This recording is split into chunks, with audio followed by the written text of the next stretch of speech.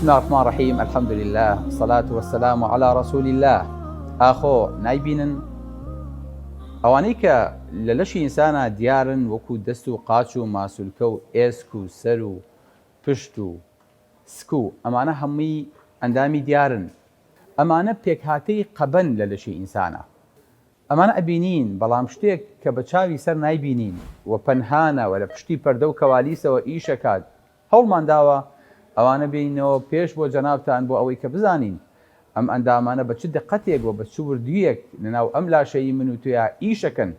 چۆن ضرورە لە کۆمپیوتەرەکەت شارەزابی نەبادا خەلەلێکی تێبکەوێ، ئاوا ضرورە لە مۆبایڵەکەت ضرورترە لە لاشەی خۆش شارەزابی.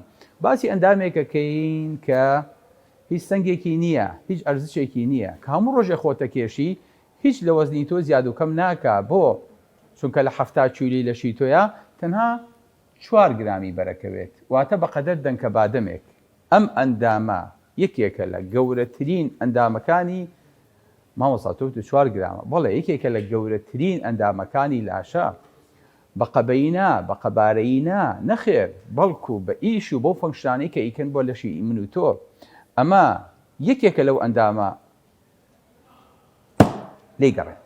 با بچینە شوێنی خۆی لە شوێنی خۆیان باسیکەین، چونکە بەڕاستی هەرچی لەبارەوە باسکەیت حەقی نادەی. لەبەرەوە با بچین لە مەیدانە باسێکی ئەم ئەندامە